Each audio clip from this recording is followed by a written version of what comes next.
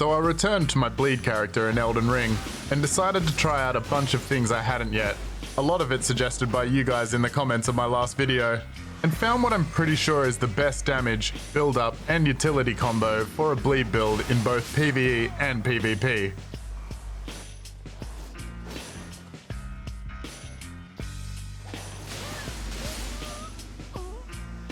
It has insane bleed build-up on top of crazy damage, and the various spells give it flexibility at range, and are honestly pretty fun to use as well.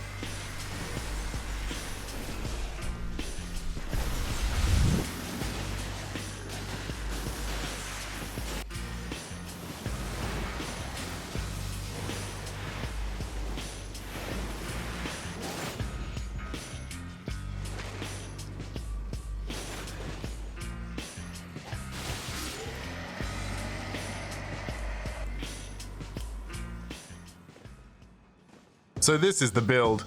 I've ended up with two Bandit's Curve Swords that are both scaled to blood with the Seppuku Ash of War. So pretty much anything that lets you put Seppuku on it will work really well, but the Curve Sword moveset is definitely best for applying stasis build-ups like bleed. They can be farmed here from a skeleton right next to the Grace. Seppuku can be found from a Scarab in the Frozen Lake here. Next I have the Dragon Communion Seal for incantations, which has an S scaling on Arcane, which can be found from the dungeon at the start of the game. After that I have two staffs for the Thorn sorceries. The Alberich staff has S scaling on Arcane, and the Staff of the Guilty boosts Thorn sorceries, even if it's just in your hand and not being used to cast. The Alberich staff can be found in the guest hall at the Volcano Manor, and you can farm the Staff of the Guilty from the mobs at this fort.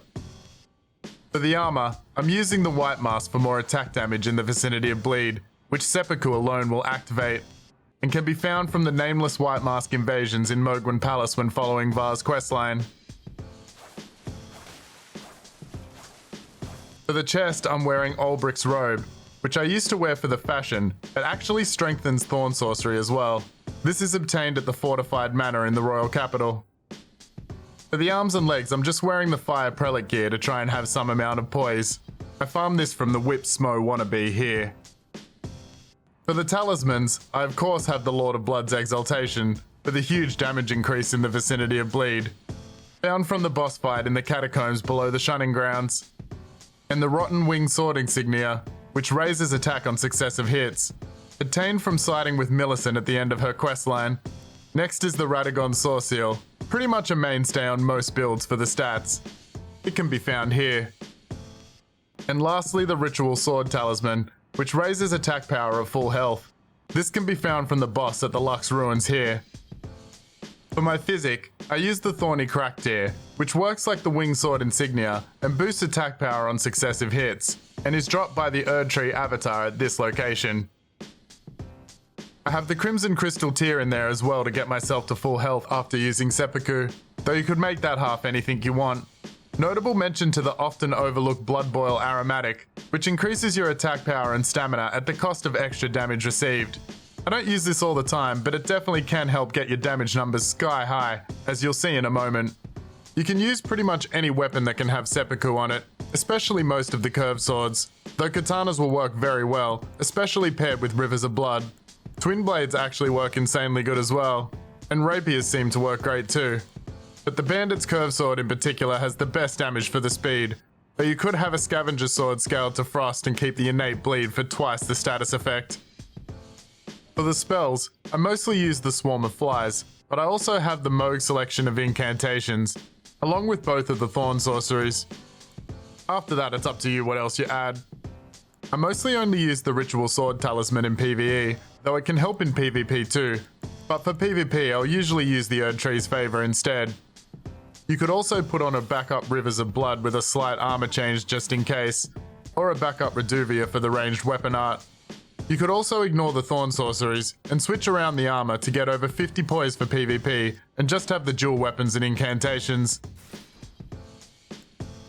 These are my stats with the Radagon Sword Seal, and without. If you decide to ignore the Thorn sorceries, you could redistribute the stats from Faith. Let's see how the damage stacks up. This is my base damage. And this is my damage after I add the Ritual Sword Talisman. Then first we two-hand our left weapon and add Seppuku. Then switch back to dual wielding and Seppuku again to get our right weapon. Then use the physique to heal, and this is our damage.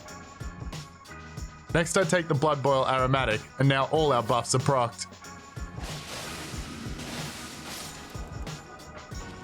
I hit nearly 1600 attack there. This is the damage without the Blood Boil Aromatic for comparison.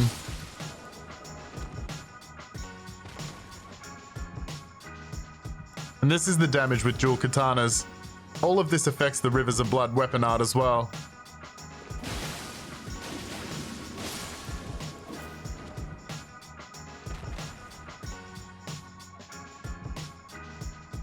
And the highest damage numbers I saw overall were with a Cold Infused Scavenger Sword and Bandit Sword combo. 2000 attack on the Bandit Sword, which is an insane increase from 468. Here we can also see how the buffs affect sorceries and incantations. This is my raw Briars of Punishment damage. Now the damage with Alberich's Robe.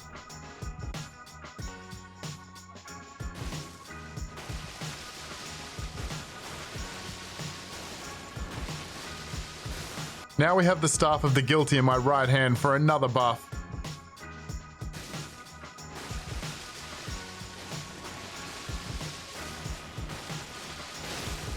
And now with all the buffs together and a sorcery talisman, we get this damage.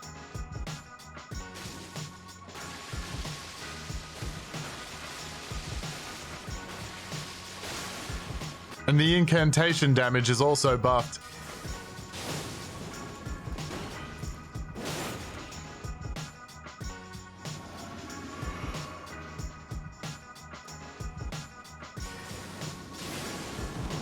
Which altogether makes for a powerful build with a lot of utility.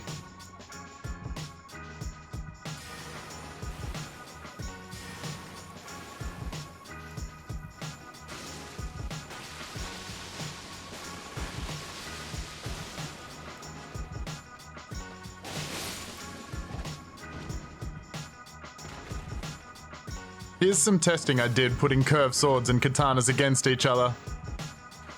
I was able to consistently one-combo this lobster with the curved swords, but couldn't get the damage fast enough with katanas.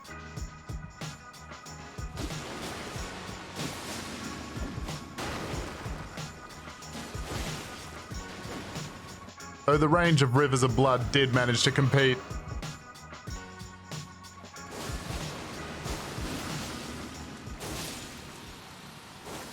And that's pretty much it for the build. I'll leave you off with some clips, but you can check out the whole PvP video as well. Let me know if I missed anything in the comments, and thanks for watching. Hope you enjoy.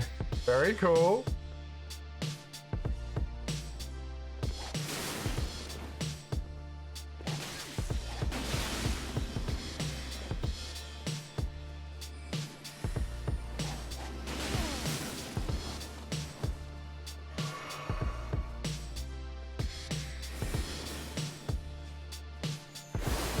Ooh, a little bit of the moon veil, huh? Yeah, well, you're dead, buddy. Have a good one. I'm toxic. Oh my god!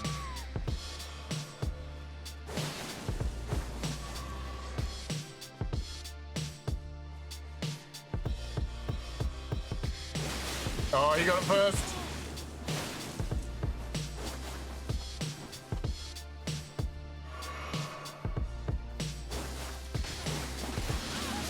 That's right, I win.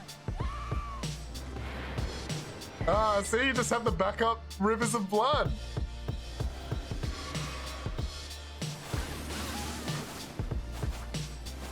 No way you can open that door without that knowledge.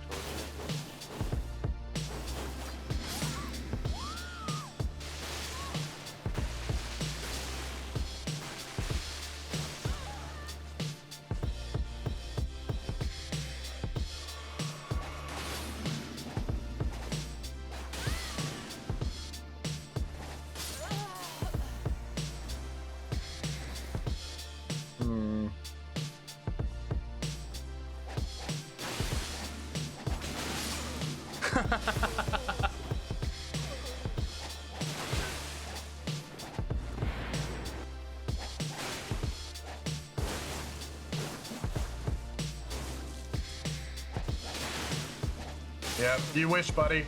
You wish.